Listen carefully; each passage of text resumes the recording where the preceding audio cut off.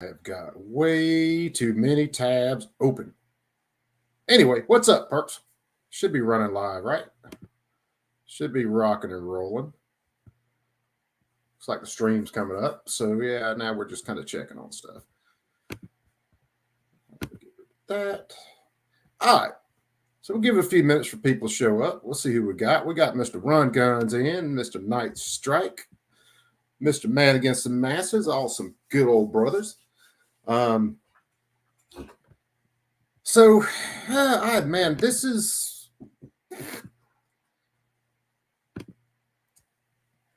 a video that I've been playing with for a little while, and this is today, this live. It's kind of, I guess, me playing around and kind of seeing exactly where I want to go, because there's so much information to cover. I'll give it a few more minutes, a few more people show up, and then I'll kind of show you guys where this information is coming from, how I ran about finding this particular oh man, this particular super FUDD, baby. And then we'll look at some of this guy's opinions on things. Let's put it that way.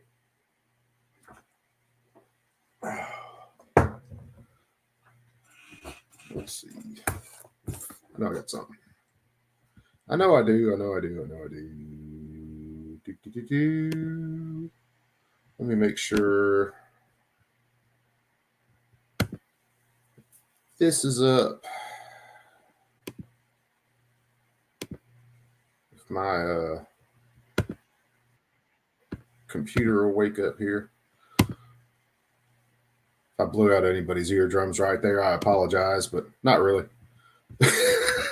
You guys should already know this is going to be a shit show, man. So anyway, you guys can see I'm home today. I've actually got a little bit of a break. Long night last night. I was going to do some stuff yesterday, and actually record a video on this to put out. And then my son ended up with some sort of stomach bug, and I was getting puked on more than a freshman frat girl at her first frat party for the majority of the night, which was nice. Yeah. I got puked on more last night by my son than I did by my son or my daughter when they were little kids and spew like warm beer cans if you shook them too hard. So anyway, he's feeling better now, man. He's rocking and rolling. So he's crashed out on the couch. He's actually keeping some stuff down, and this gives Daddy time to actually run through some of this. So let me show you guys. Let me do this. Let me do a screen share, and I'm going to show you. Where's that?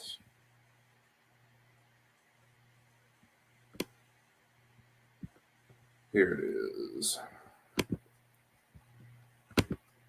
So this video popped up in my stream, 2-3 weeks ago. It might have been longer than that, and I've just been kind of sitting on it.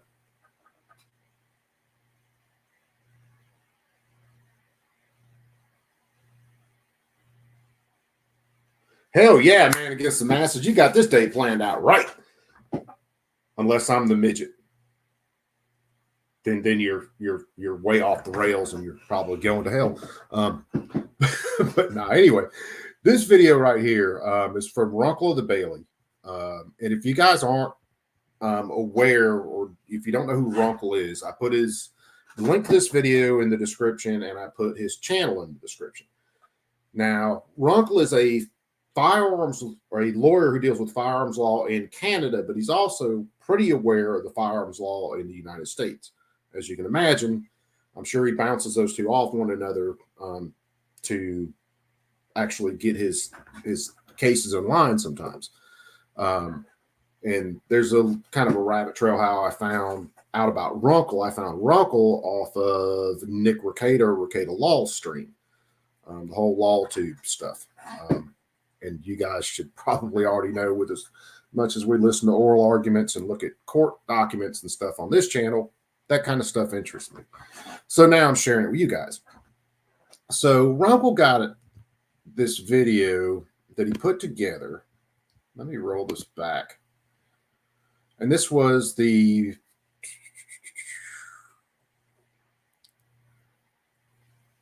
another case. So this was Brian LaFont, and this was the town of Superior.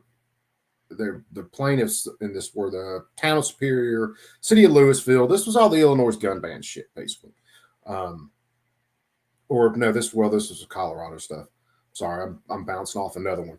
Because this guy that Runkle is talking about, and I'll just Louisville, Colorado.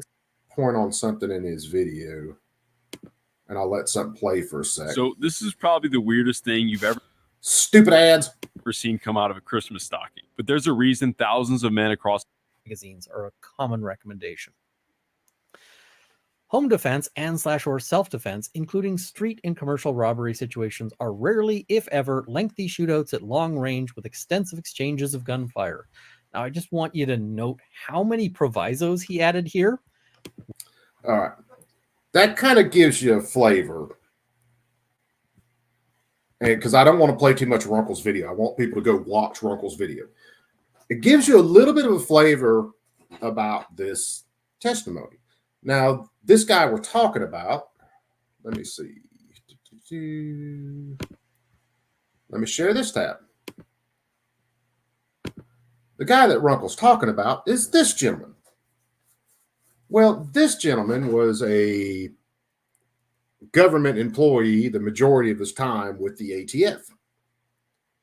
Spent 20-something years with the ATF, retired ATF agent, and he is providing expert testimony in multiple cases that have to do with mag bans, gun bans, assault weapons bans, all that kind of stuff. And he is testifying, or his expert testimony is on the side of the state. According to Cap Super FUDD over here, you don't need anything but a J-frame revolver and maybe a backup revolver on your ankle, and you're good. That's the only thing you need. Or in the case of a home defense situation, a pump action shotgun. This is your dude. Now I looked and couldn't find him on Twitter, but his company or his gunlearn.com is on Twitter. So reading some of his tweets, and he hasn't tweeted in a long time, all of this stuff sounds like stuff we would agree with. Get trained, carry, have a plan, shoot effectively. All of the stuff that we would actually, co-sign on to. You need to carry. You need to be trained with your gun. You need to be ready to defend yourself. All that stuff is stuff that we all would agree to. But when you dig a little bit on this guy, when you read his testimony, his expert testimony, it is FUDD lore to the fucking max. Oh my God. And we're going to look at some of that. I haven't figured out the exact way I want to approach this shit yet, because to be honest with you, I had the biggest fucking headache after reading 60-something pages of this guy's testimony that I think I have ever had. And that's saying a lot. What's going on, Gort, my brother? What's happening? So we're going to look at Mr. FUDD ATF agent who likes to tell people that they shouldn't have the tools to defend themselves. This guy basically stops time where some sort of firearm was used in military service. And then after it was used in military service, that firearm was not safe for civilian use. And you'll see that all throughout his testimony where he talks about military service. And this was developed for the military. And these things were developed for the military. And he's completely fucking wrong for 98% of what he says. Most advancements in firearms technology come from a civilian market and then are adopted and then maybe improved on some by the military.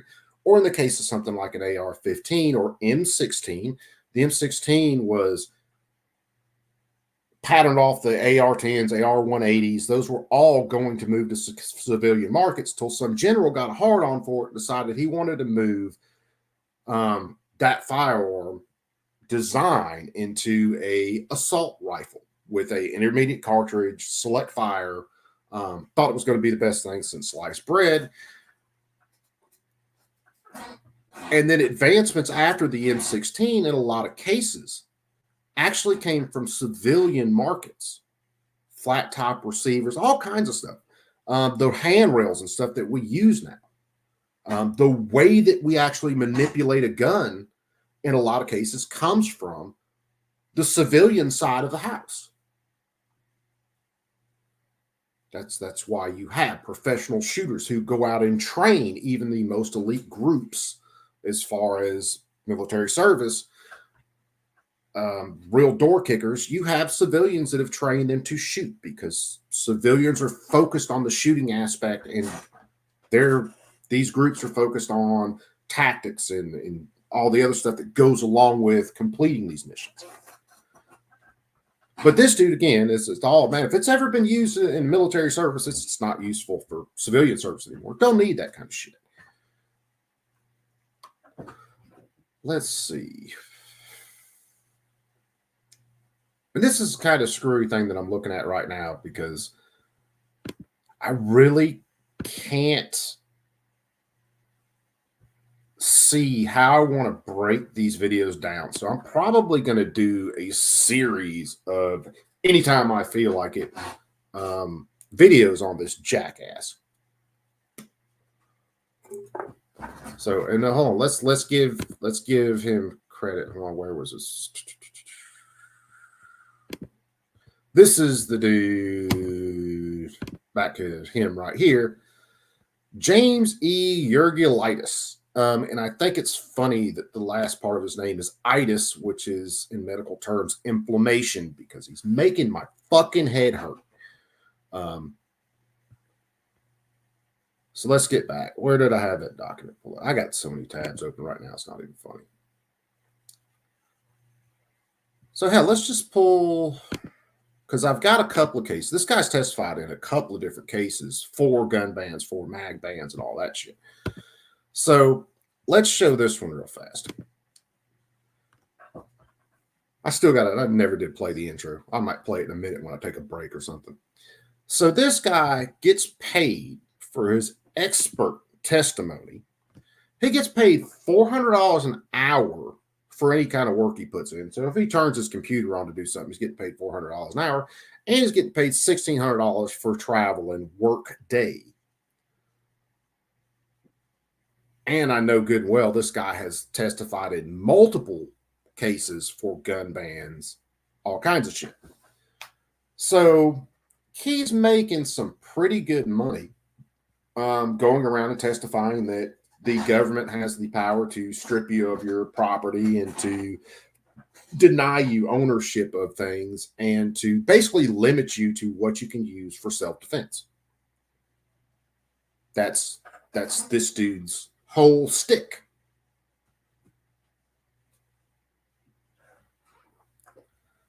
Let's see. Let's do this. Let me see if I can find, because like I said, I'm so many pages into this shit, it ain't even funny. He goes in for all his support for high capacity magazines. He completely fucking goes insane when it comes to the AR-15 and the specs and the ballistics on a 5.56 round.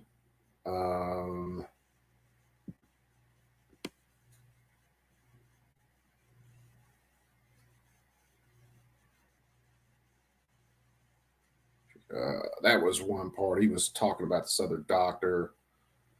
Where is it?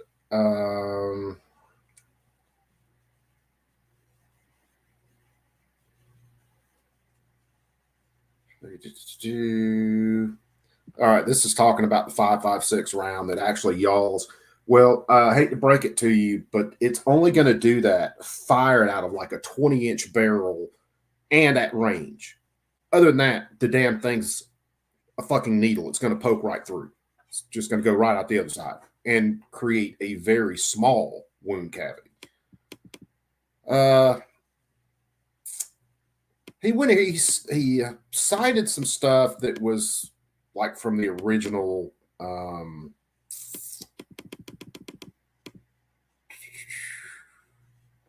original reports from when the M16 was actually used in Vietnam.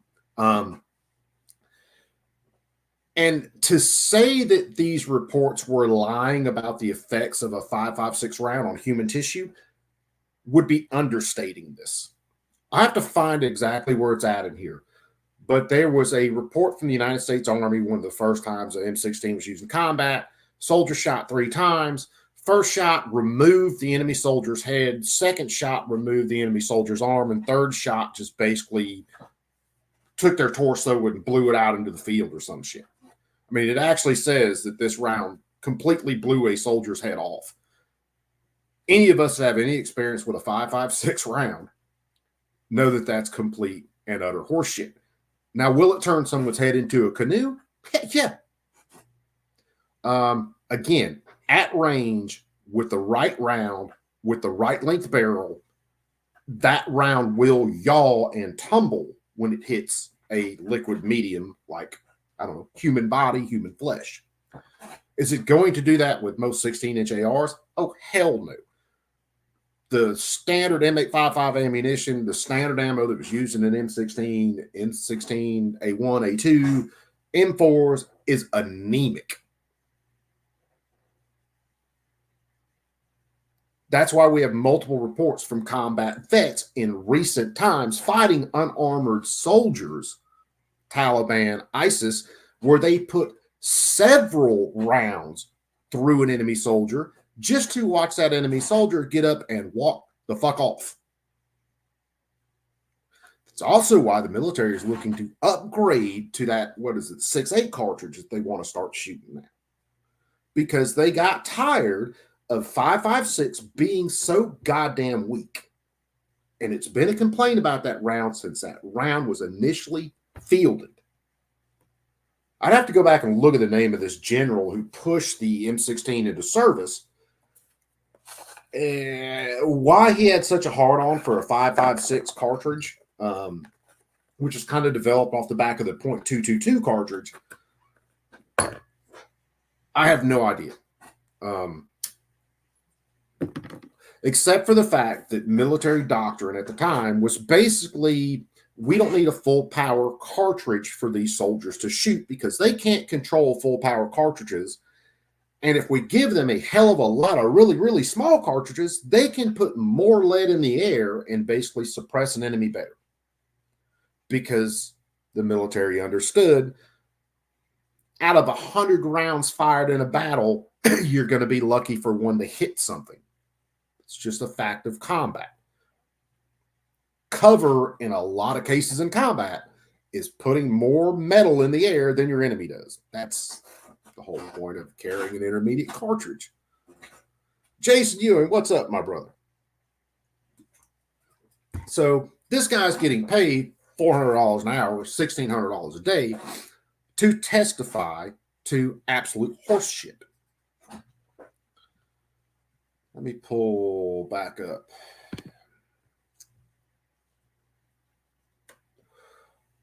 Let me see. Like I said, guys, just bear with me. I have read through so much of this in the last couple days. It's not even funny.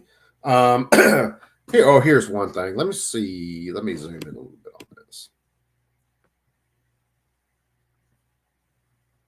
At a distance of approximately 15 meters, one Ranger fired an AR-15 full automatic, hitting the VC with 3 rounds. With the first burst, one round in the head took it completely off. Another round in the right arm took it completely off. Two, one round hit him in the right side, causing a hole about 5 inches in diameter.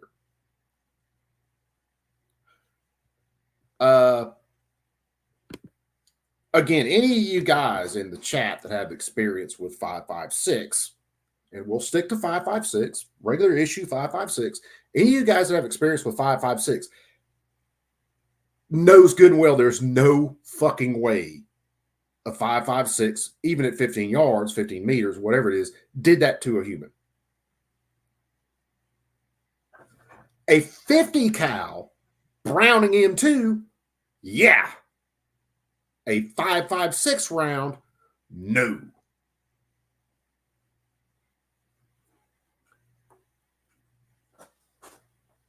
It's amazing to me that courts will accept stupid shit like this when there are tons of labs out there who run ballistics and can show you the exact results of modern ammunition on human tissue. But this dude submitting something that is so fucking bullshit out of early 1960s as the gospel, it's amazing me. John Crump, what's up, my brother? So again, this guy's testifying. His whole stick is if it was designed and used in the military, or if it was really ever used in the military, it's not civilian usage anymore. It's military. No, you guys can't have that kind of stuff.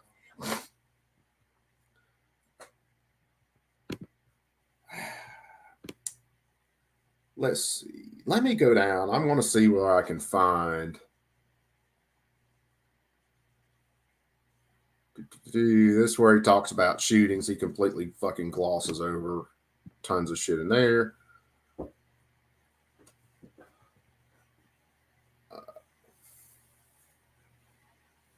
So listen to this. Essentially, the types of firearms classified as assault weapons under the ordinance, specifically AR and AK type rifles and pistols, are the direct development descendants of military weapons designed for use in combat.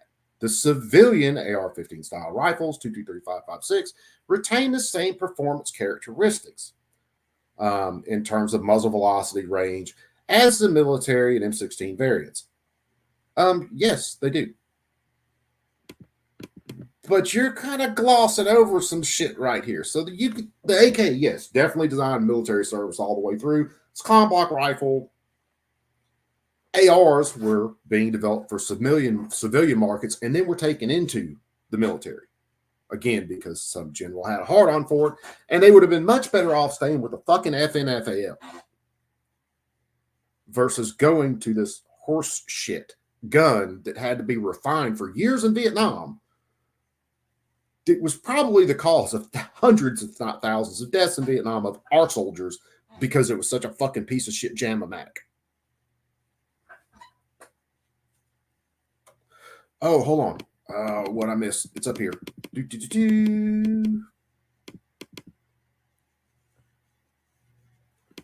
Let's get back, because this is where he starts getting into the self-defense parts of this. Let me back up. So we're on page 51.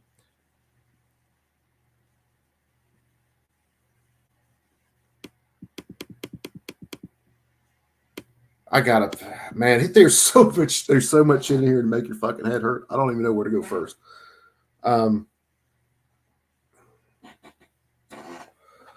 Listen to this.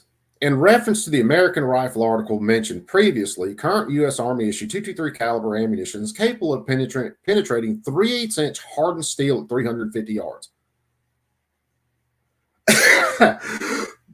Bullshit. Bullshit. Big bullshit. So much bullshit, it's not even fucking funny. I've shot 3/8-inch mild steel with 5.56 and it won't go through. I've shot 1/2-inch plate mild steel with 5.56 and it ain't going through. It damn sure ain't going through 3/8 inch of hardened steel, something like a higher carbon steel, like an AR 500 or something like that. 223 ain't going through that shit. Not even with your penetrators. You might have a little bit of luck. If you're running a 20-inch barrel, like an M16, A1, A2, I think, and shooting some really wicked projectiles, it ain't happening with standard loadouts. It's just not. So, Ting, what's up, my sister? How you and the kiddos? So, again, what this guy is saying is factually and utterly wrong. And that's what's killing me about this. There's so much shit wrong with this guy's testimony. He is getting paid as an expert because he was an ATF agent. He worked for the technology branch. He spent 20-something years trying to put your ass in jail and strip you of your rights. So, hell, why stop that when he retires from the ATF? He can go testify as an expert and further help strip you of your rights, your liberty, your property, because you own something he doesn't think you should own.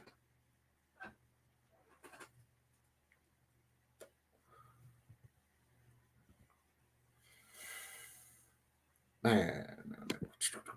All right. Let's get back to this. Let's see. So he gets into here he starts getting into over penetration. Okay. Basically, that if you fucked up and fired 5.56 in your house and it was a home invasion or something like that, you'd be shooting through walls, killing your family members, your neighbor, your refrigerator, getting this fucking dog pregnant. I don't know. So let's see. Potential over penetration in confined environments problematic in terms of risk to bystanders or family members outside the target location. Well, no shit. That's why you know where you're at. That's why you know your target. That's why you know what's behind it. That's why in certain situations, I know where people are at in my home. And if someone came in at that time, I already have lanes picked out where I know I'm not going to be firing through my kid's fucking bedroom wall.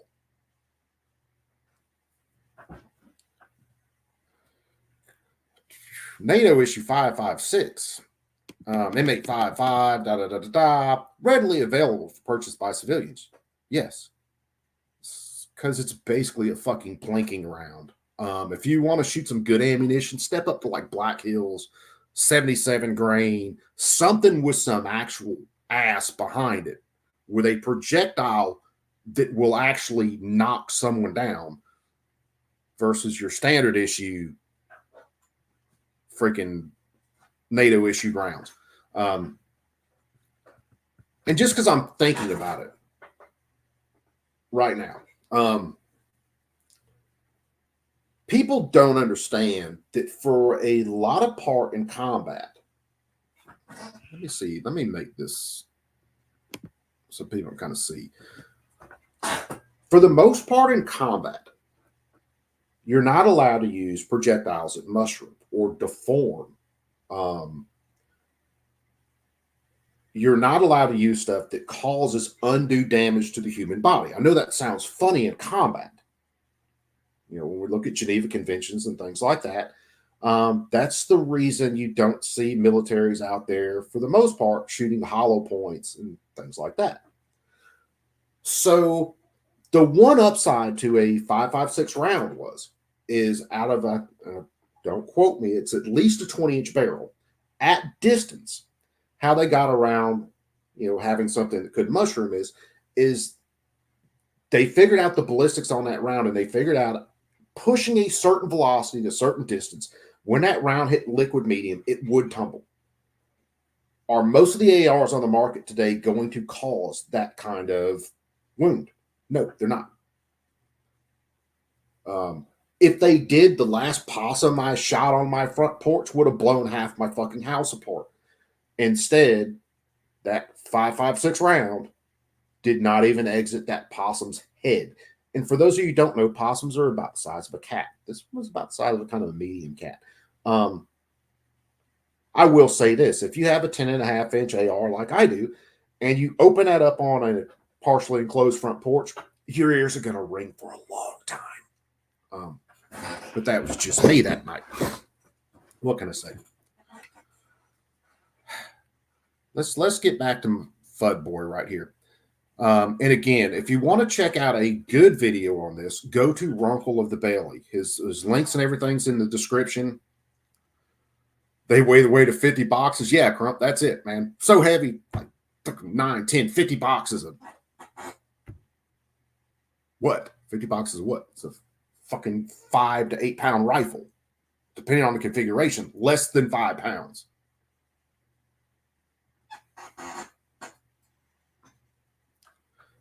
Stupid is as stupid does, and we got way too many stupid fucking people on this planet right now. And they vote and they breed a lot. Like rabbits are sitting back going, God damn, stupid people are breeding too fast these days.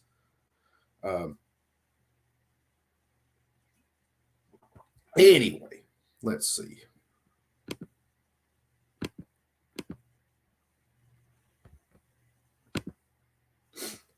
Let's see. I'm going to open up this full page.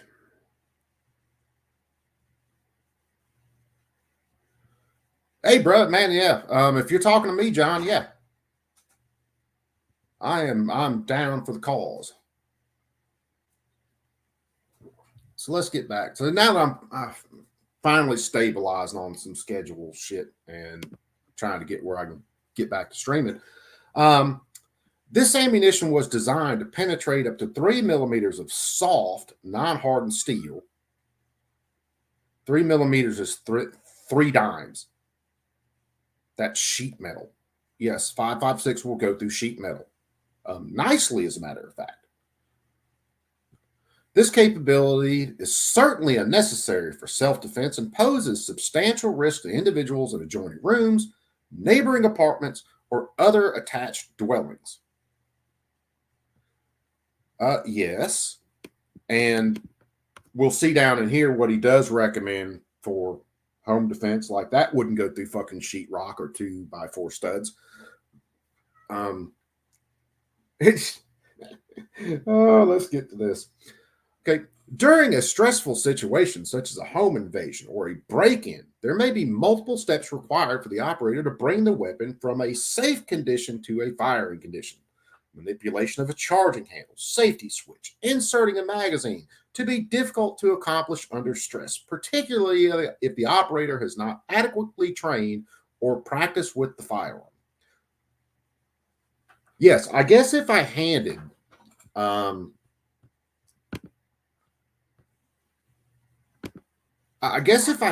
AR to an absolute fucking chimpanzee that had never dealt with one before in a stressful situation with an unloaded bag and said, here, put this shit together and go to work, yeah, they might fail that test.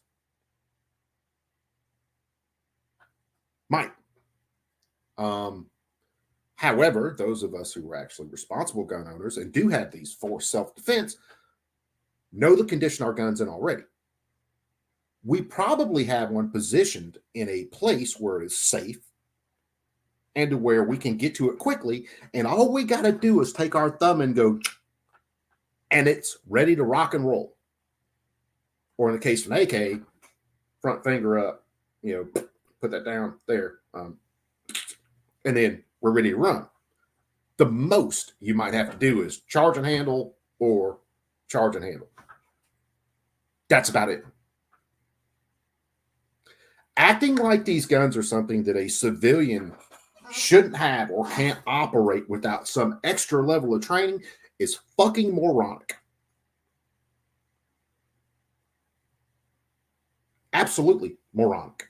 And this guy goes down the FUDD fucking moron hole, and that sumbitch has a backhoe buried in that bitch, and it looks like a fucking badger is digging that hole because he's throwing shit everywhere, and it's all shit.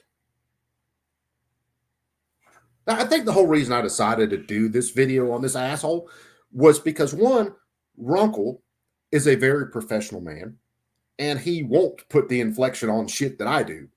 So when I watch Runkle's video, I get really, really pissed off because this ATF agent is a fucking liar. And he knows he's a fucking liar. That's the reason he won't admit that a lot of firearms that are going to military service were first designed on civilian markets. See, we won't touch on that. Yeah, buddy, you're fixing to see how he recommends revolvers. Well, guess what was originally used as a service sidearm in armies? Revolvers.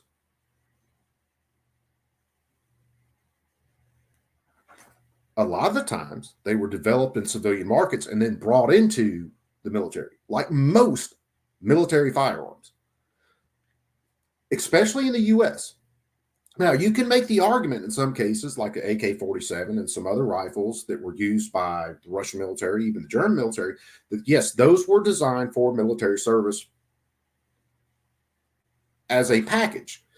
But guess what, dickhead? Their operating systems, for the most part, were still civilian design operating systems. They just took and put a bunch of pretty fucking parts around the action and then called it ready for military service.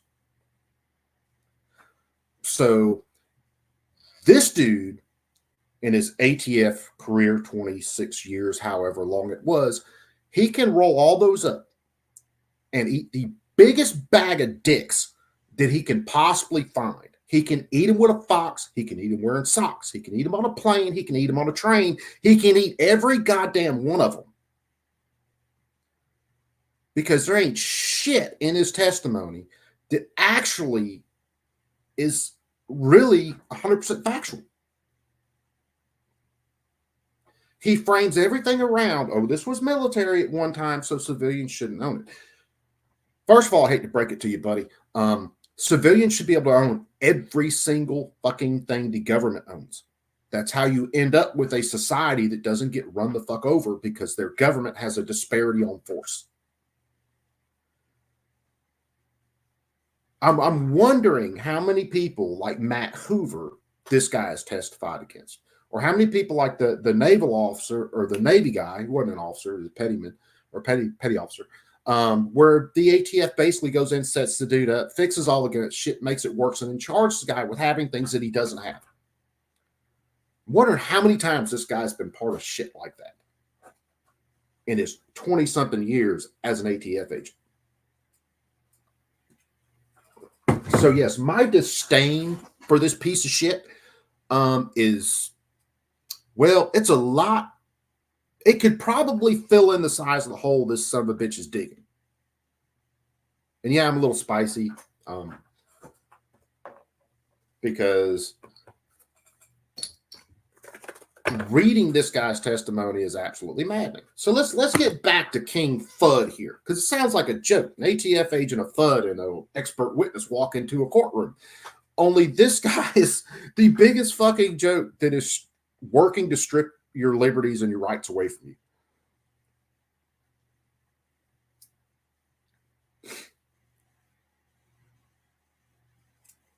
Oh yeah, just wait, Sam, because it gets better. It's like an infomercial. Wait, there's more. Because this guy has literally 90, how large is this document? It's 90-something pages. 90 pages on this one. But here's the kicker, kids.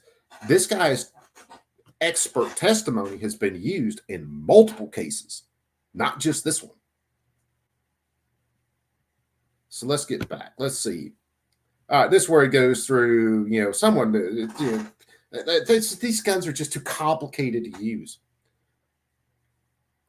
Other family members may not be familiar with bringing the weapon to a firing condition or fail to complete adequate steps to do so under stress.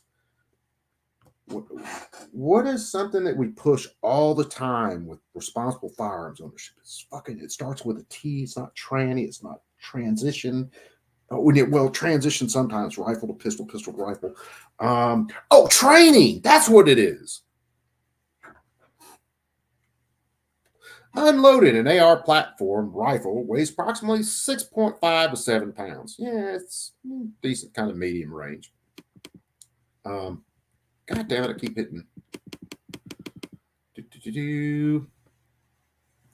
In a home defense scenario, a homeowner would likely be attempting to call 911 while addressing the intruder, which is difficult if not impossible while wielding an AR-15 effectively for safety.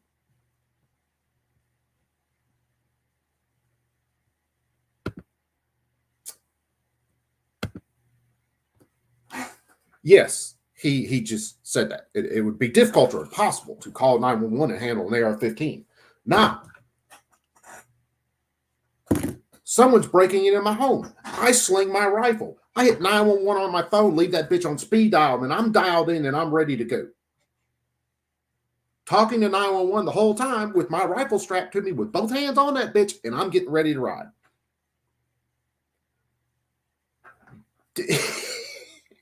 Ah!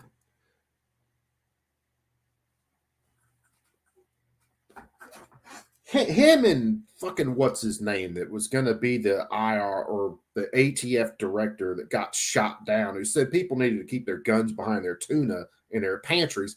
These two would get along fucking great. I'm sure they were regular peas in a goddamn pod. I'm pretty sure they more than likely worked together. Since this guy was there for 20-something years, 26 years or some shit like that. So this guy was around for Waco. This guy was around for Ruby Ridge. Pretty sure those dates work out, as long as this guy was in.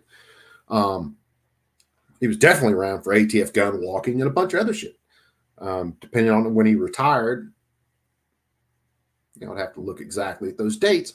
But yeah, this guy is super FUDD. He's a super FUDD. He's super FUDDy. Yeah.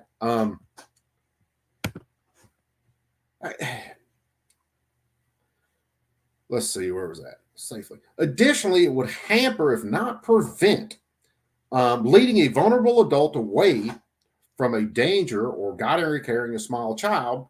By comparison, common handgun weights are between 2 and 3 pounds and require only one hand to operate. Common handguns, fuck me, I'm on YouTube, I can't really show it right now, have very short sight radiuses, and they're very easy to put in the wrong places and shoot your fucking self or someone else with them in a stressful situation. Versus longer guns that have longer sight radiuses that are much more easily controlled. Tactical Skillionaire, what's up, my brother?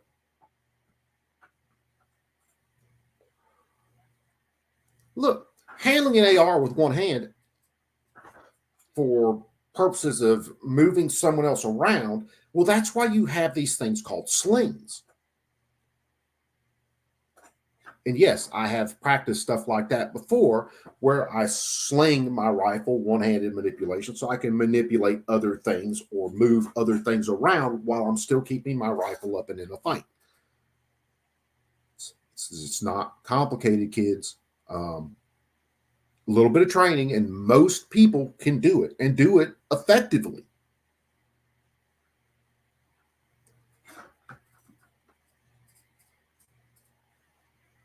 It's maddening that courts will accept this horse shit as expert testimony. Because this guy worked for an agency that is working to fuck gun owners over since they were created.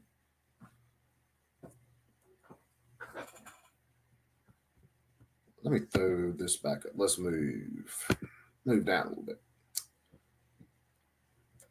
I need to shoot some videos on this because this shit's just fucking, it's too easily provable wrong, and courts accept this shit as expert testimony.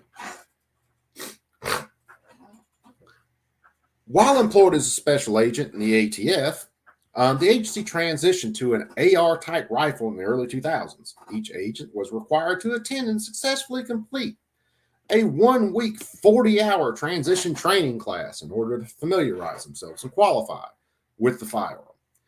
At that same time, there were already millions of civilians that could handle an AR without issue and were doing so on a constant basis, whether it was just for fun, whether it was for training, whether it was for shooting competitions, you name it. Listen, the training included repetitive live fire drills under stressful conditions. What's your point? Additionally, we were required to requalify with those firearms quarterly and repeat the same drills. Listen to this. Nonetheless, eyewitness agents make errors that resulted in a failure of the weapon to fire during those drills. So what you're telling me is the people you think should have these firearms, the trained law enforcement federal officers, can't get it fucking right. While I can go find a video right now of a 10-year-old girl doing malfunctions drills all day long and fucking rocking it.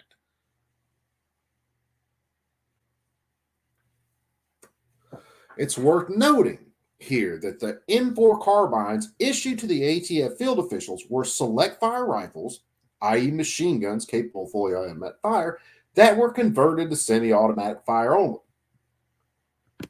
In other words, let's inform those in the short buses. When they say that it was an M4 rifle that was converted to semi-automatic, what they did was they took an M4 upper and put it on a semi-automatic lower and then trashed the full auto upper more than likely. That's not a conversion, baby. That's just swapping fucking uppers and lowers. Apparently your average government employee can't figure this shit out, but your average person out here who knows that the pointy end of the gun goes down range can figure that out quite simply. Frag Out Designs, what's up, my brother? Brother Wood slipped in. What's up, Wood? How's it going, man?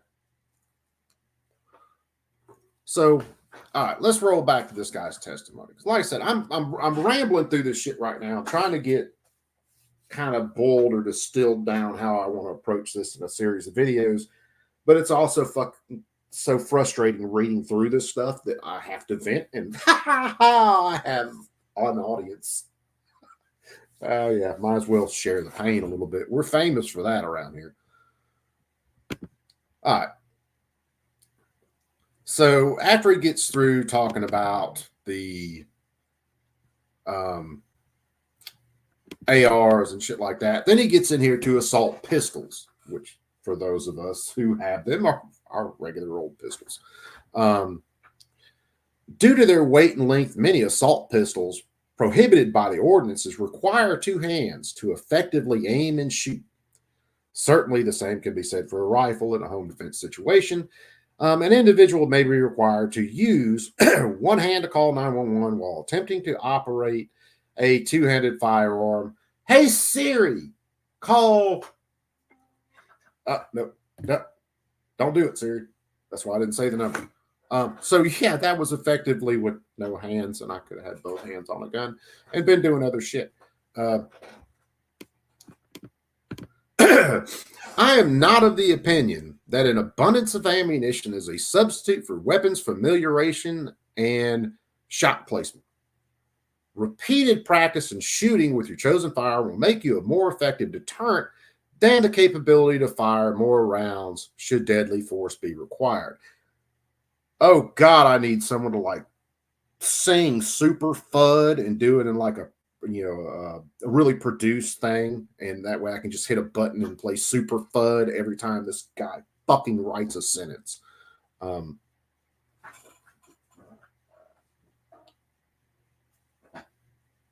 Especially in a situation where you're a homeowner, you're asleep at night, your family's home, someone kicks in your front door, breaks in your window, whatever.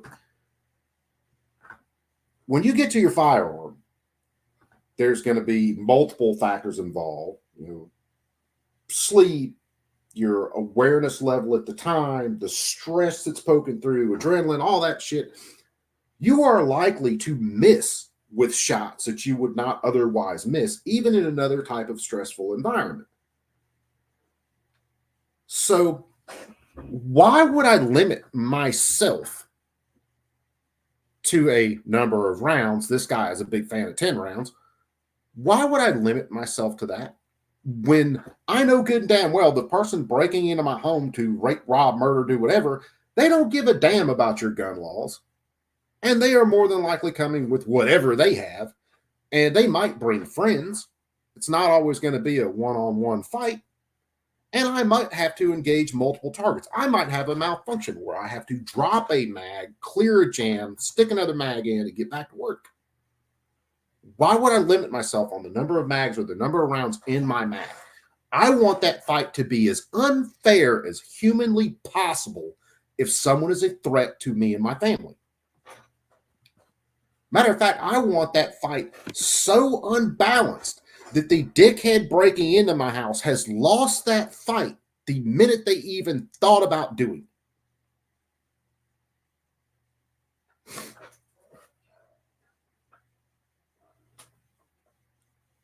Yeah, Autumn from Autumn's Armory.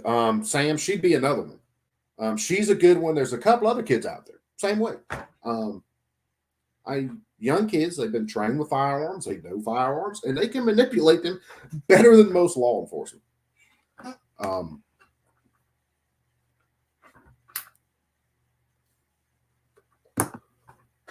Let's get back. Let me remember to pull this back up where we can see it before I move over here. All right, now I remember to see it. So he goes through, he's talking about pistols aren't a great choice, basically all the same things that he talked about with ARs or long guns. But then he gets into this. If the individual had a preference for shoulder-fired weapons, I recommend a pump-action 12 or 20 gauge shotgun, Remington 870, Mossberg 500, loaded with double-aught buckshot and stored with the hammer dropped on an empty chamber and the safety off. The only action required to bring the shotgun from a safe unloaded condition to a firing condition is to work the pump action of the shotgun. The advantages of this type of firearm in storage condition are unmatched stopping power, fucking FUDD. Glad my kid's asleep. Low probability of over penetration, because we all know double-aught buck won't go through sheetrock, and it won't open up as it goes and then fly in stupid ass direction because they're fucking round pellets that bounce off of shit. And zero manipulation of the safety mechanism required in high stress situations. The loading chambering process itself is an audible deterrent. Oh, there we go with Super FUDD. Right reaction, baby. Oh, they're going to leave. Fire 2 blasts in the air. Fuck me, man. I've had too much coffee this morning, or I didn't sleep enough last night. Probably a little bit of both. Training and familiarization with this type of firearm is simple and straightforward.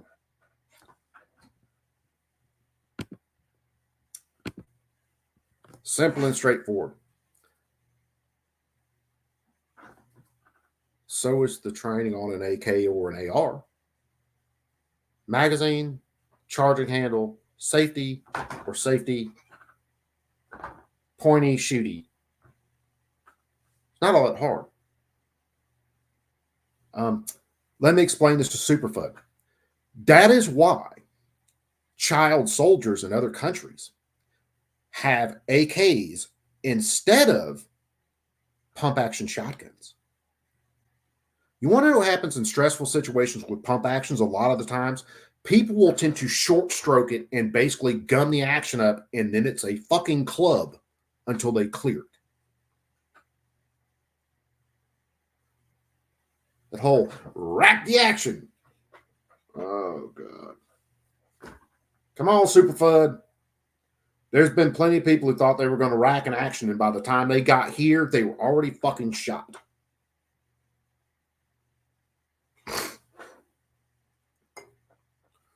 ARs are so hard to use. I can go find a story, actually multiple stories, of women that hadn't really used ARs that were in situations where there were a home invasion going on. One lady was pregnant and her husband was getting beat, and she grabbed that AR and she went her happy little pregnant ass to work and solved the fucking problem. I'll guarantee you her name wasn't Joan Wick. You're like one of these chicks. Hell, my wife, double-aught buck. My wife's not small. She ain't big. Average size. Watching her shoulder, if she shoots something like double alt buck and you watch how that shoulder rocks back, and my wife is really good with guns. That puts her first shot to where if her shot was off target, someone moved, they could easily engage her before she can get sights back down on that target. Why do we like ARs? Because it is a lower powered round. And when you fire it, that muzzle, as long as you are doing your job, that muzzle doesn't fucking move. Not that far. You won't lose track of your target on a follow-up shot. Yeah.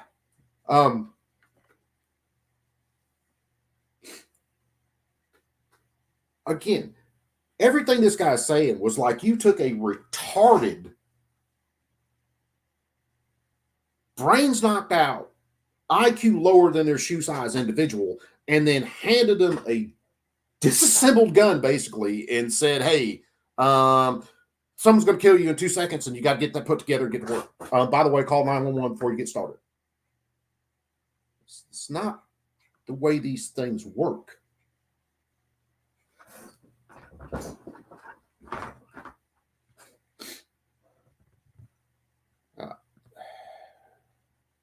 Back to this.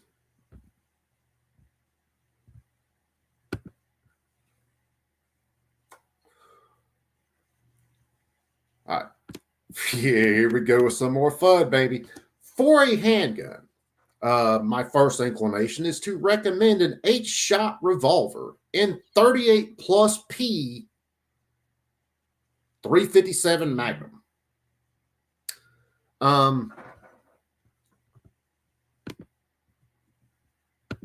Let me come back for that. Remember how this dumbass was talking about overpenetration before? Like 8 shots of plus P 357, which will crack a goddamn engine block, aren't going to go through walls.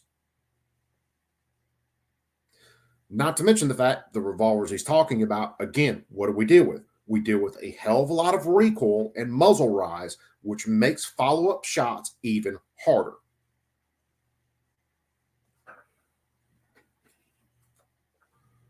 Shit, run guns, you're killing me. I love it. I need someone, like I said, I need someone to sing it, kind of like the old Super Freak, but Super FUD, and I need to be able to like hit that button. But then again, of reading this shit, the only thing I'd be playing was Super FUD. If I could stream this or get his testimony scrolling up the damn screen to the tune of Super FUD, and just, yeah, something, man. But if I was a techno whiz, there's a lot of shit I could do.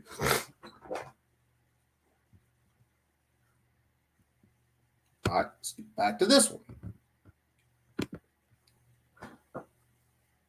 So this guy recommends a 8-shot 357 with hollow point bullets.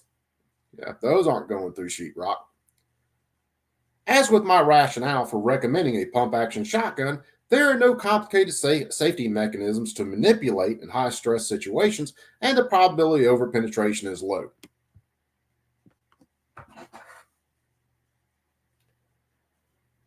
.357 plus P ammunition. This dude says that the probability of overpenetration is low. Okay. You also think that 5.56 is going through 3/8 inch hardened steel too. So your level of fuddish stupidness has already been established. We're just fucking jumping down further into that hole. In addition, it's easy to reload with a speed loader. Should more than 8 shots be required? Revolvers are also easier and less complicated for other family members to learn, operate, especially if they have less familiarity with firearms.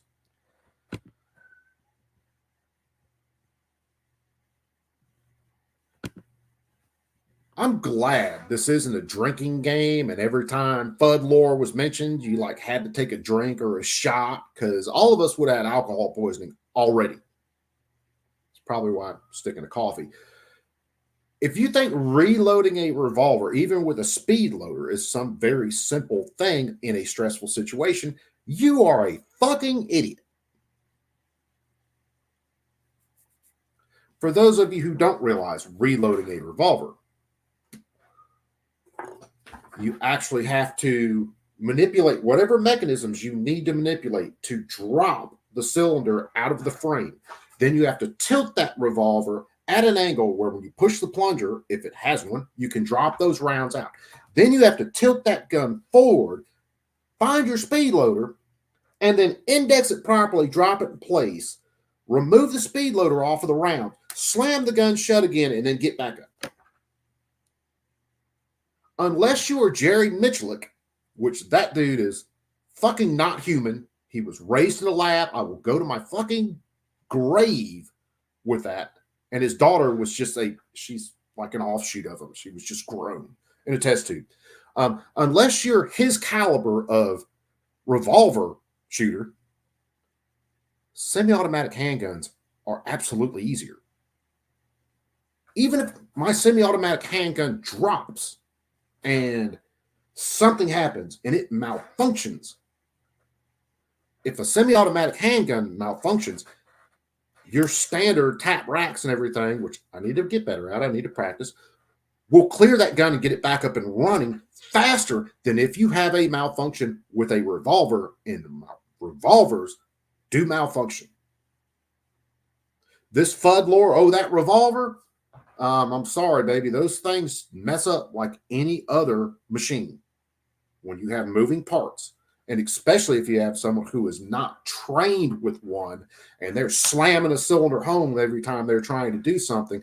And all they're doing is they're taking those parts inside that revolver, they're tweaking them ever so slightly every time to where eventually they're going to have a catastrophic malfunction with that revolver and it is not going to fire. Or it may fire out of battery or out of timing to where your round's not going straight down a barrel anymore. It's either being sheared off by the side of the forcing cone, which that's been seen on new revolvers, or out just enough to where the projectile doesn't even hit the forcing cone. It basically hits the side of the forcing cone and the revolver blows up. Not that you can't have malfunctions and catastrophic malfunctions with semi-automatic handguns, but in the realm of things, if I have a malfunction with a revolver versus a malfunction with a semi-automatic, I am much more likely to clear that semi-automatic malfunction and get that bitch back up and into a fight quicker than I am that revolver.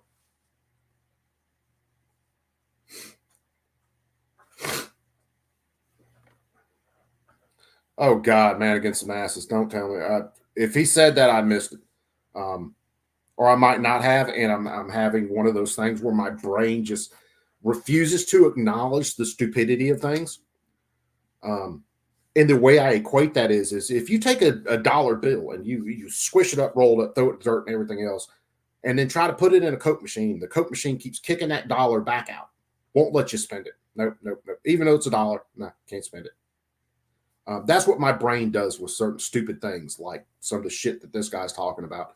It just keeps rejecting it. It's not in the realm of actual logic and reality are these things remotely true.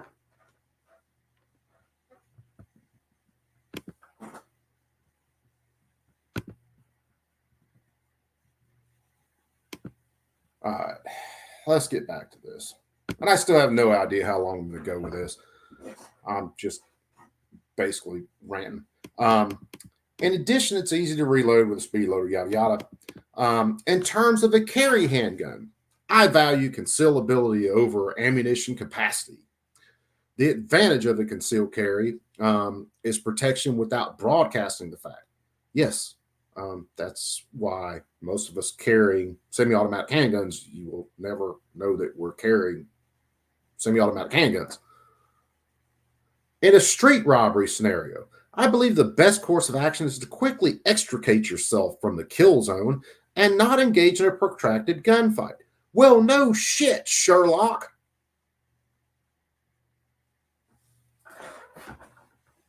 I want to put as many rounds at that threat as possible while simultaneously, if not, quickly thereafter, moving from that area. so that I can get where I need to be and get myself safer, the ones I'm with safe.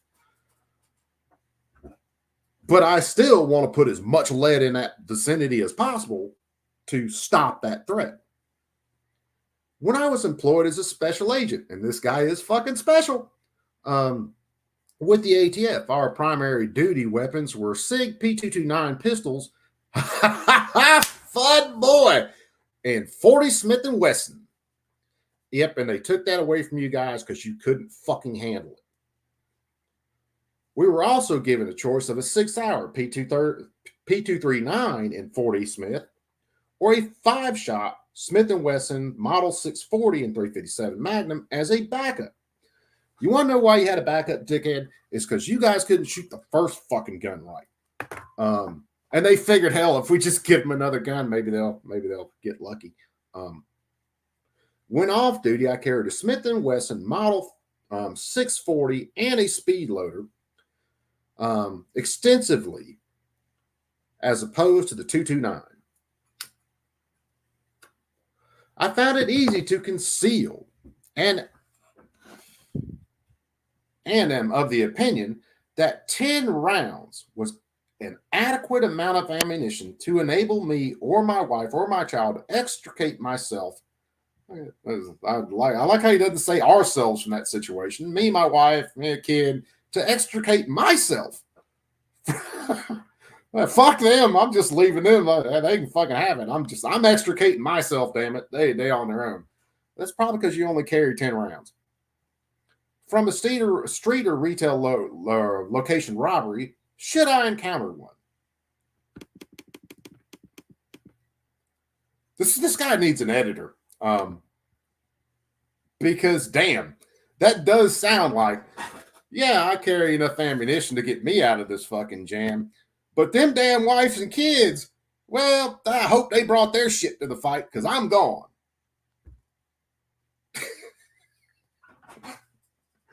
Fuck me running, man. Oh, good God. All right. Let's get back to this because this just, and it keeps getting fucking worse.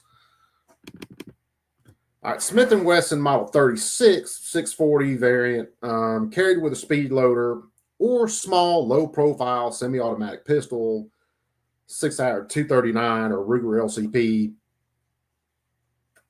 Colt Mustang, Pocket Light, etc., which are generally hold 6 to 7 rounds of ammunition with a spare mag. So he thinks, your pocket pistols with, 380 in a lot of cases. Yeah, that's the pinnacle defense right there. You don't need more than 7 rounds. Come on.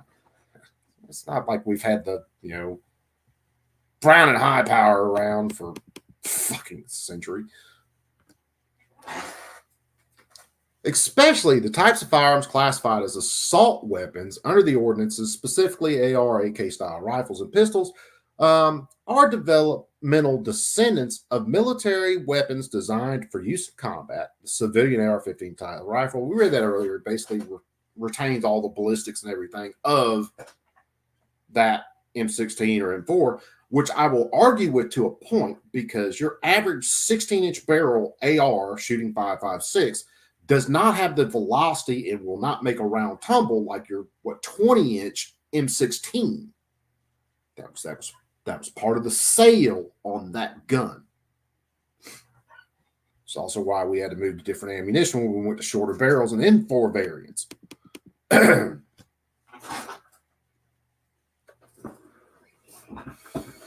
Listen to this.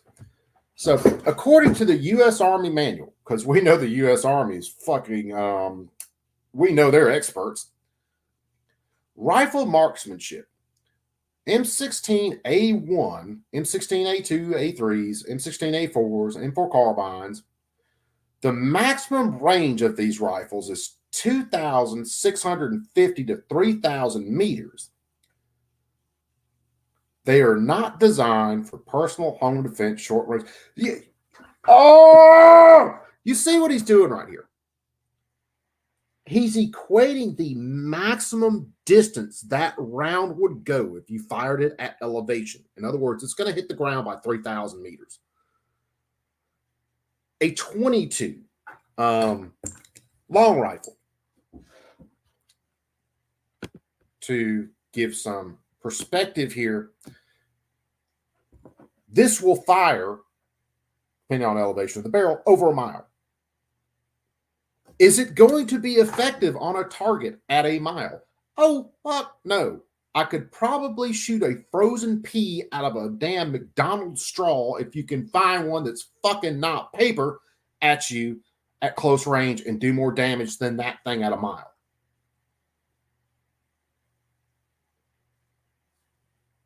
After about 300 meters, 400 meters maybe, your 5.56 round, this little guy right here, is so weak it wouldn't kill a fucking gnat.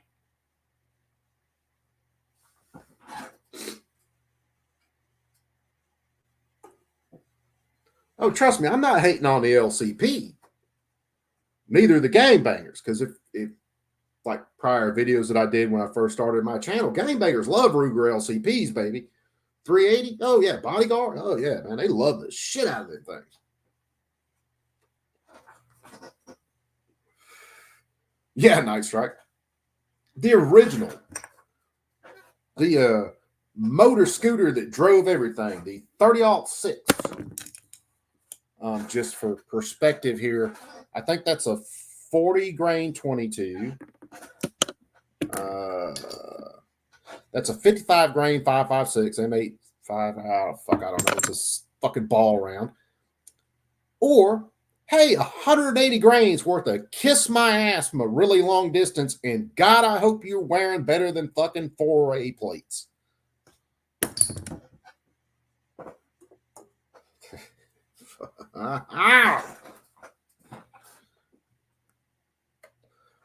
Let's man, you can't stop a super FUDD, baby.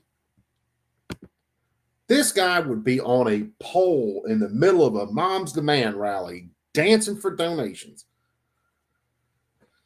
to his personal bank account. So yeah, maximum range. We're being kind of generous with that. It's kind of like putting a 1,000-yard ladder on an AK sight. It's a little bit fucking generous.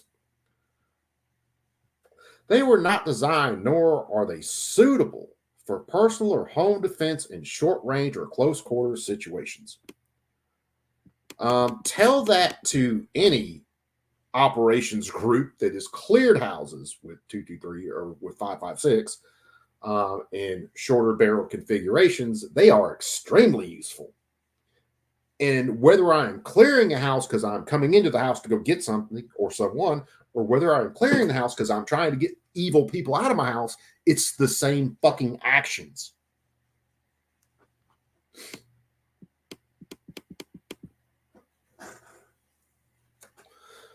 Okay, this is where it gets into, as mentioned in this report, many of the firearms prohibited by the ordinance are directly trace their origins to those developed for use in combat, such as firearms were never initially intended for general distribution to the public or sale to the public, which is absolute horseshit. It wasn't a government arms company that developed the gas expansion system that drives NAR. It was a private citizen. He developed that for private citizens. The Army just had a hard-on for it, and now that's what most people understand, probably because the government's a bunch of morons. People call direct impingement. It's not direct impingement. Direct impingement doesn't allow gas to expand in your bolt, thus driving your bolt.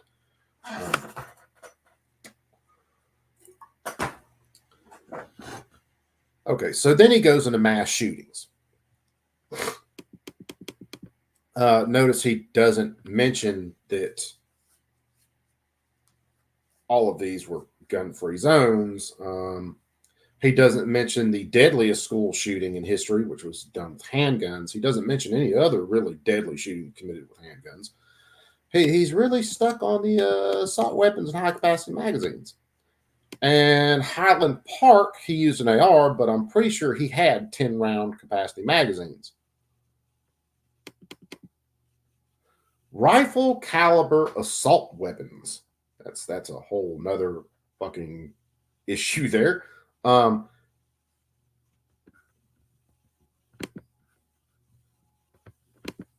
I say that because if I assault someone with my 30-06 Remington 700 bolt action, then that is truly an assault weapon.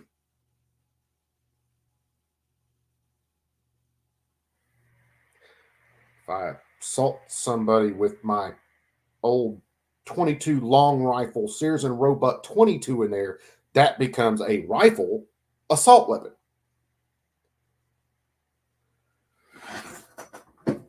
Uke, what's going on, my brother?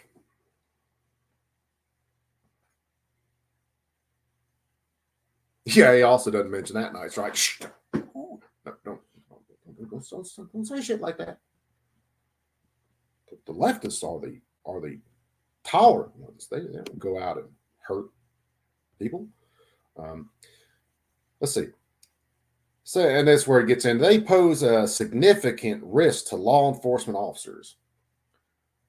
You know what poses a significant risk to law enforcement officers? Law enforcement officers enforcing unconstitutional laws. Law enforcement officers forcing a situation that doesn't have to be forced and thus escalating it into a violent event. It has been my experience that soft body armor issued to most uniformed officers is a level 2, level 3A protection rating. These ratings are suitable for protection against most handgun bullets, unless you're shot in the face, as those projectiles range from 1,200 feet per second in velocity. 9 mils travel a lot faster than that. 5.7 is basically a pistol round, fuckload faster than that. Rifle caliber assault weapons, including AR, AK style rifles, can achieve muzzle velocities between 2,700 and 3,200 feet per second, and readily penetrate level 2 and level 3A, as well as some level 3 hard body armor. Yeah, not so much unless you get shit that's not been tested. Which is not universally standard issue among law enforcement agencies nationwide. And your point. Not only do these firearms subject these ordinance, not only do the firearms subject to these ordinances pose a threat to overall public safety, which they absolutely do not. They increase the likelihood that first responders charged with stopping a threat or attending to wounded citizens may be injured or killed in the performance of their duties.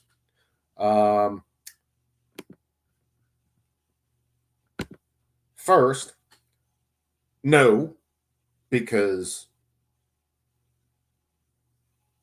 police officers have what you call backup. And typically, if it's a mass shooter, it's a single shooter who can be engaged from multiple angles. And they can eliminate that threat quite quickly if they get off their fucking asses and do it. Shooter and Uvalde, there were outside windows looking into that classroom. None of them dumbasses could walk up there, look through the window, and go, oh, fucking glass, pow.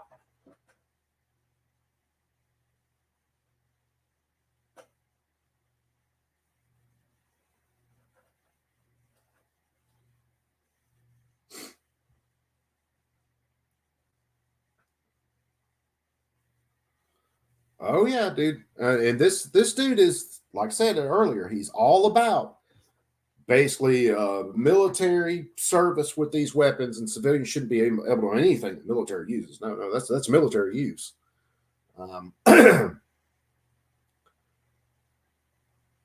Even the operating system of an AK, a long stroke piston. Long stroke pistons were developed with civilian weapons long before they were moved into the arena of a military weapon. Firearms technology has always progressed more in the private sector than it ever has in the military sector. Why? Because the military is managed, whether it's our military, another country's military, managed by huge bureaucracies that even in World War I, we could have had a fuckload of semi-automatics on the battlefield, but no, everybody was still basically rocking bolt actions. And then they moved so fucking slow into World War II actually adopting technology that was there and then addressing that we were still stuck with a lot of weapons that were absolute horseshit. Joe Vi, what's up, my brother? So anytime this guy is talking about military descendant and all this stuff, this technology, the firearms technology, for the most part, was developed in civilian hands for civilian markets. Then something might have been adopted by the military, whether it was an operating system or maybe a class of rifle in the case of an AR, and then it's developed further for military service from there. But oftentimes, even then, the advancements in those firearms come from civilian markets who still have these firearms. I promise you, the rails and everything that we have was Geisley, all these different rail systems that we have right now, free float handguards, all this shit. That wasn't designed, fabricated, put into use by military. A lot of that was civilian developments that the military then went, oh, well, yeah, that'll work for our situation. Maybe this piece of shit with this big carrying handle on it, this Jam-O-Matic where you can't put any attachments on it. Well, maybe these civilians got it right with this handguard. Now we can stick all sorts of cool shit on here.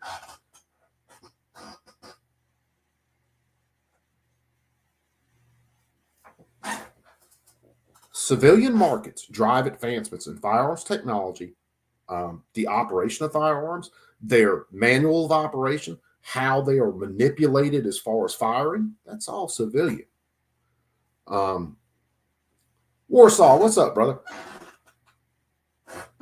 Most people in the military are taught a couple of things about firearms. Pointing goes down range and pull trigger. That's what they're taught. Shoot where everybody else is shooting, you dumbass. The big pointy end goes down range. The big flat end goes against your shoulder. Safety off.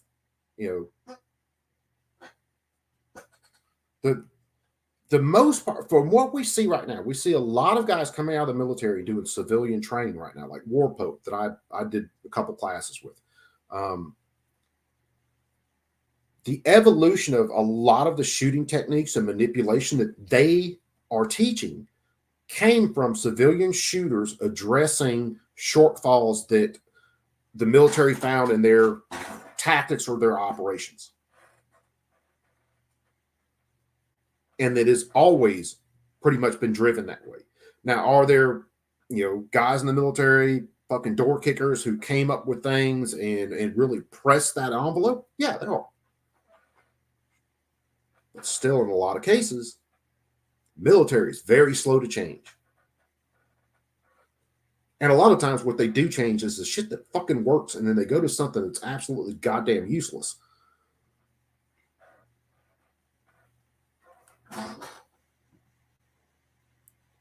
Yeah, Joe. Yeah, 100% right.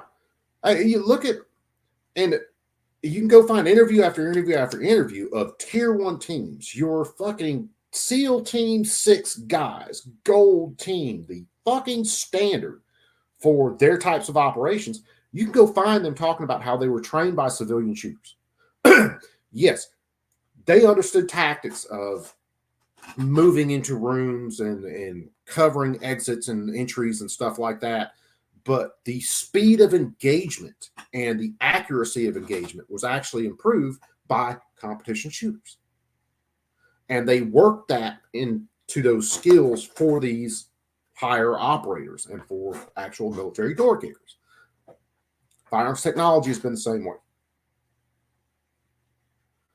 Again, even if you have a company that developed a firearm specifically for the military, if they built it for the military, that operating system with gas operation, recoil, blowback operated, you name it, that operation system was already an existing operating system. I can't think of a single firearm. I'm not eyeing from goddamn forgotten weapons either, but I can't think of a single firearm that was developed, ground up, operating system and everything strictly for military service.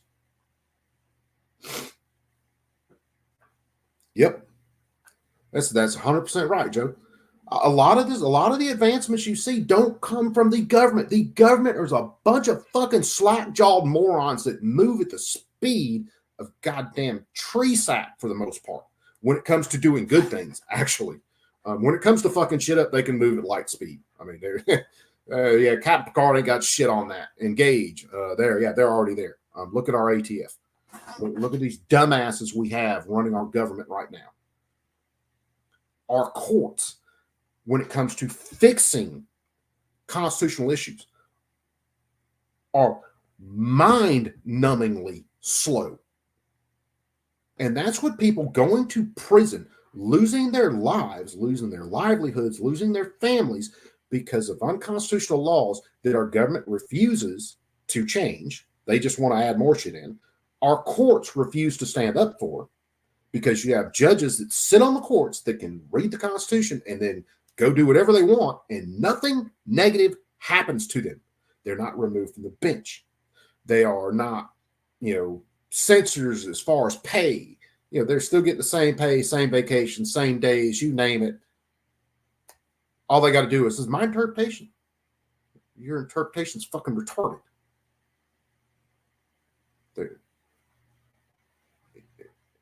Until these judges are impeached, removed from the bench, and then replaced with people who actually will support the Constitution, we are stuck like fucking Chuck. And I know this is a rant off of this guy, but this guy was testifying for the court, so I can wrap that pretzel up.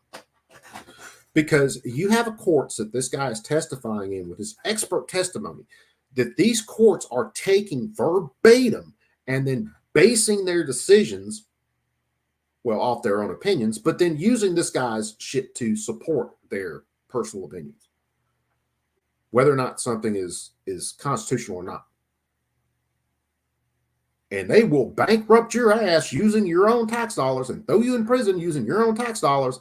And they very rarely have to answer for that, or very rarely do they suffer any negative consequences from that.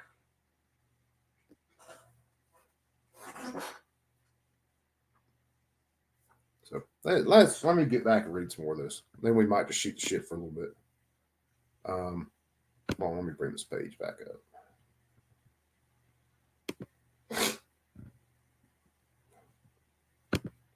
All right.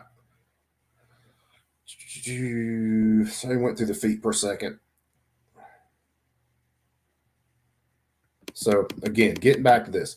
Not only do the firearms subject to the ordinances pose a threat to overall public safety, which no firearm, unless it's a Sky or Jimenez, poses a risk to public safety. But they increase the likelihood that first responders, we hit that already. Fuck. Now, look at this, kids. So up here, where's it at? So right here he's talking about ARs again, talking about them defeating level 3A plates, which AR is not going to. But then in his supporting evidence down here, and I guarantee you this dickhead knows what he's talking about, or what he's lying about, actually. Instead of 3A, he just lists regular 3 body armor. So 3A up there, level 3 down here, referencing the same point that an AR will penetrate that. You think this guy's playing fuck games with information here, kids? The argument that commercially available AR-type firearms are somehow less dangerous or lethal simply because they fire in semi-automatic mode is misleading. Now, I will kind of give him a point there and kind of take away a point there. One, that firearm is no more or no less lethal than the person who is manipulating that firearm. So the firearm itself isn't more or less lethal. Does it have the same basic operating characteristics, all the other stuff that a select fire gun does, except for the select fire? Yes. But again, look here, dumbass. All of these things were civilian market before they were military market. None of these things, even if they were 100% military, should be restricted for civilians to own.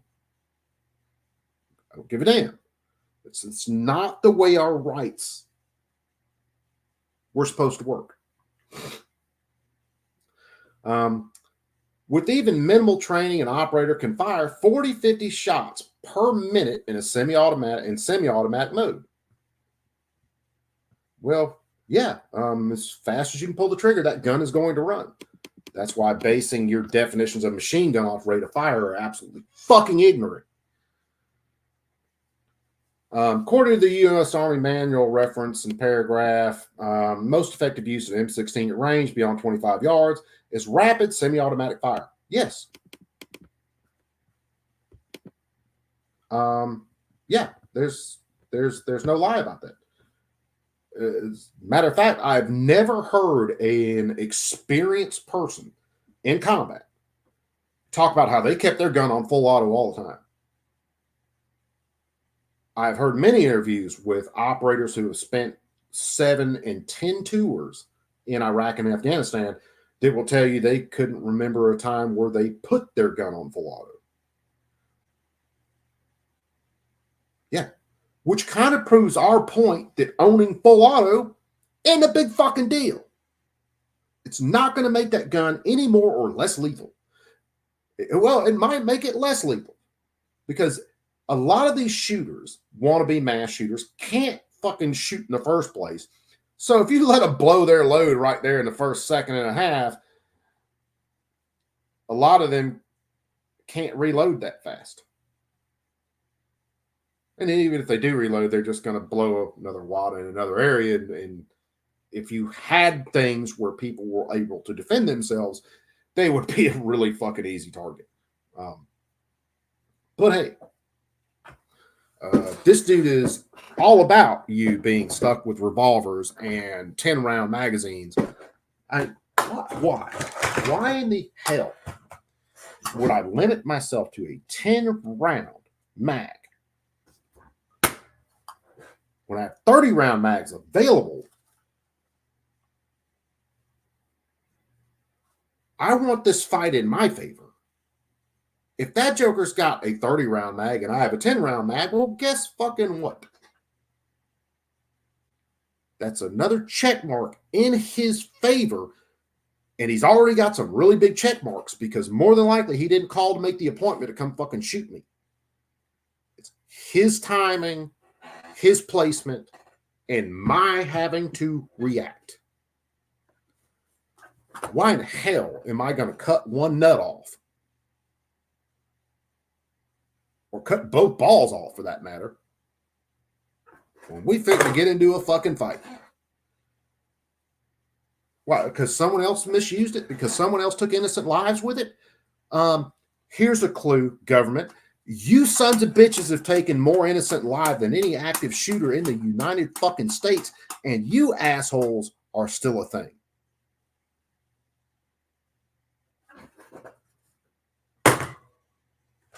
So there's that.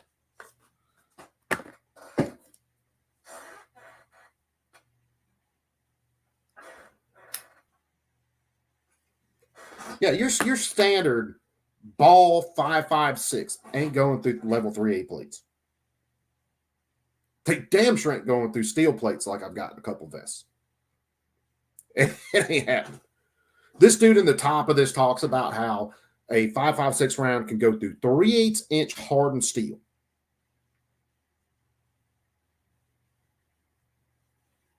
No, physics aren't with you. Metallurgy is not with you. Even if Jesus touched that 5.56 round before it went through that barrel and before it hit that plate, it ain't going through 3/8-inch of hardened steel. If that Joker could do that, our military wouldn't be running around trying to get rid of that piece of a shit round and go into something heavier.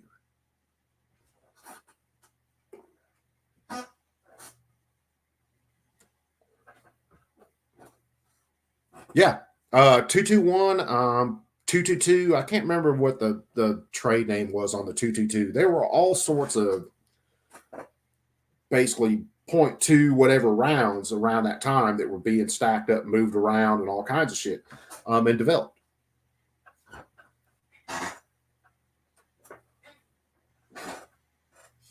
Yeah, Jova, I can almost promise you that it ain't going through 3/8 mild steel. I've shot a lot of 1/2-inch thick mild steel plate with 5.56, green tips, all kinds of shit.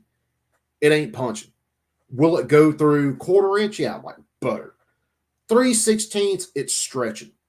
You start hitting around that 3/8 mark, nah, not so much.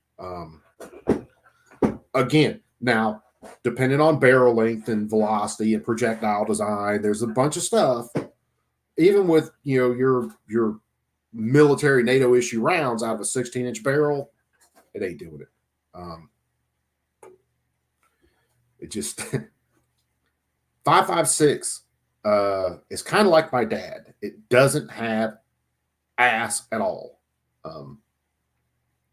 And that's a running joke with my dad. He doesn't have an ass. But yeah, it's not happening. All right, let's see. Let's get back to this. Let's see. Rapid semi-automatic fire training program. Okay. Let's see. So let's look at this a little bit. And I'll probably end it after this, I think. And then I'm going to have to really sit down and break down these documents and run through a couple different videos on them. So he is self-employed as a legal and public policy consultant, providing technical firearms and forensic consulting, testing, policy research, training services to corporations, legal counsel, and the public sector. This guy needs to fire his fucking self. And I really don't care how he does it. Education, BA in political science, makes sense. Psychology. For an ATF agent, he should be under supervision of the psychologist. St. John Fisher University, yada, yada, yada. Independent legal and policy consultant, subject matter expert. So let's see from, oh shit, it went down too far. Back to this. I want to look at this real fast. So from December 2003 to December 2012, he was a senior special agent program manager for forensic services, ATF National Laboratory, Batesville, Maryland, U.S. Department of Justice, Bureau of Alcohol, Tobacco, and Firearms. So he did forensic training programs, Firearms Examiner Academy. I wonder if it's kind of like the examiner who got a FRT, said it fired more than one round with a single operation of a trigger. Or the Firearms Technology branch that couldn't get an auto key card to work and then sent a motherfucker to prison over it. A 12-month training program for state and local law enforcement, firearms examiner trainees, also managed a decent $1 million budget. Yeah, fuck, I don't care. Let's see. Let's move down a little bit. So from 97 to 2003, he was a special agent with the Violent Crimes Coordinator, ATF, Baltimore Field Office Division, Baltimore, Maryland. Responsible for management of ATF Project Disarm. I'm wondering how deep we'll have to look into that. Someone make a note. We got to look into Project Disarm. We got to see whether the ATF had any shops opened up in that area selling illegal guns. A joint law enforcement initiative between ATF and the United States Attorney General's office. That's fucking two wings of the same bird.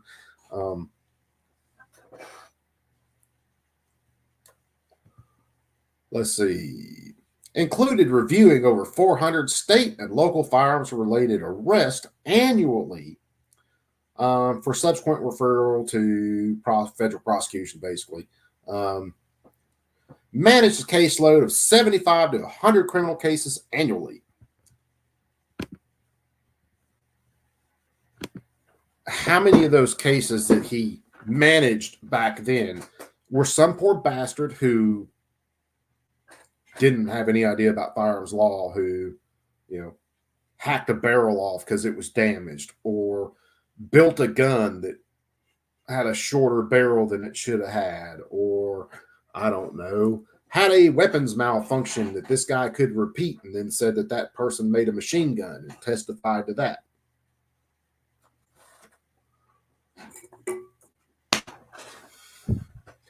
This guy has spent a career with the ATF, being a super FUD in charge with his FUD rules and his FUD lore, putting people in jail, in prison, destroying their lives for breaking unconstitutional laws. And now he is writing expert, and I use that term so fucking loosely, it looks like Nancy Pelosi. I won't say that. Expert so loosely, it's not even funny. Testimony in the courts, testifying for the state, saying that you don't have the right to own tools to defend yourself because they either hold too many rounds, or they look scary, or they share some sort of lineage from a weapon that was used in a war.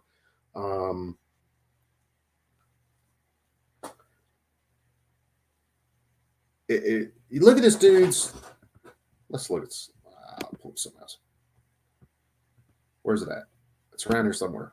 I know I had it up. Yes, I can get it. So this tab. So this is from this guy's organization. And they were talking about gun trafficking here, and he's replying to Lori Lightfoot of all things. This was in September 11, 2019. Yes, they come from Indiana. I was one of the ATF agents in the Maryville area in the Chicago division, fighting gun crime in Chicago, working undercover on the streets, buying guns and drugs. I laugh at the ignorant who believe the source state is the problem. So what he's saying is the source states, even though guns come from there, the source states aren't the issue. It's the crime in the area. I can agree with him on that point. But you're such a fucking FUD with your head so far up your fucking ass, you want to limit the potential victims of a crime while the people you already know that are breaking the laws have all of these things, and they are going to use them against innocent people. But instead of letting the people have what they deem proper to defend themselves, you want to limit their options because they're law-abiding and you can control their ass underneath your fucking FUD lore. It says he's got to be a fucking range officer at some range where they won't let you fire anything faster than one shot a minute. It's maddening. Oh, shit. That tab didn't come up. Hold on. All right, let me make sure this is showing up. Here it is. So yeah, I mean, so this is his company business Twitter account. Now I haven't seen anything past sometime in like June 22 on here. But he's talking a damn good game. Hold on, let's see what he said about rare breed real fast, because I didn't see that one earlier. Roughly 3 weeks ago, rare breed triggers machine shop was raided by ATF. Then when the federal prosecutor, who had obviously assisted the issuance of the search warrant, read the letters written by myself and the other experts for RBT, they declined to prosecute. So wait a second. This guy actually says he wrote 4 rare breed triggers? Is he the most schizophrenic FUD that I have ever seen in my life? because this is his company, Gunlearn. It's him from the freaking court case that says you shouldn't be able to own a weapon if it was ever used in the military.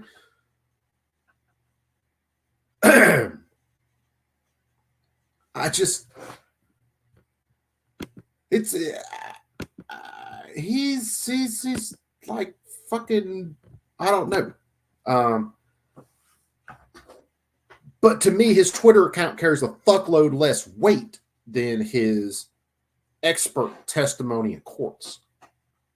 So you can sound good on your Twitter account all you want. I could change my Twitter account right now and sound like the biggest government shill and want gun control. My actions, on the other hand, should be what count. And his actions basically, no, you don't need that AR. You don't need that semi-automatic handgun, that Glock, that freaking murder weapon. Here's a revolver. It's got 8 shots in it, though. It's a good revolver. Oh, and by the way, here, since you only got 8 shots in that, you need to carry this other gun with its 6 or 7 rounds in it as a backup gun. Can I carry one gun and a couple of mags? And then I have a way better chance of defending myself.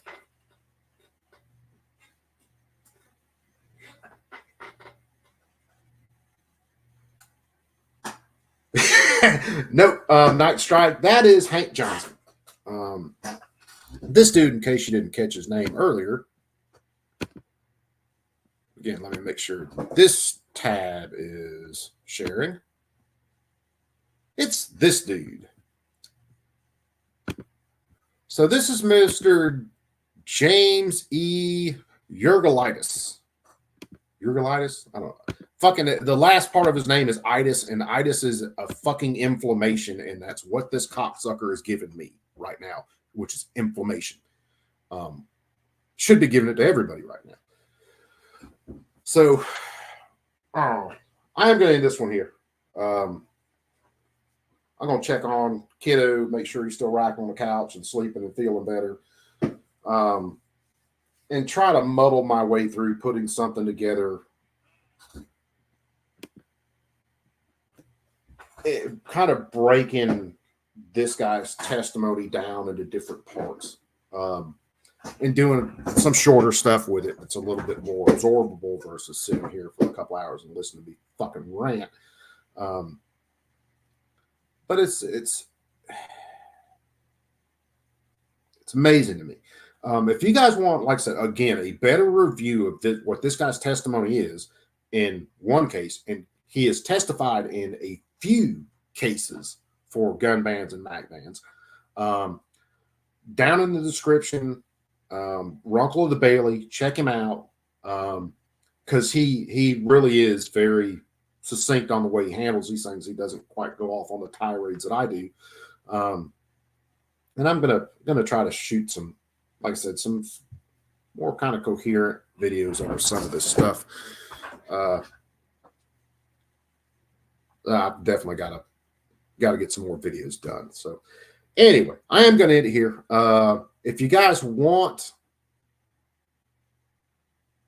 if I think about it a little bit, I'll go through and I'll link the sites for some of these documents and stuff back in the description. I'll go back in and edit it and link some stuff.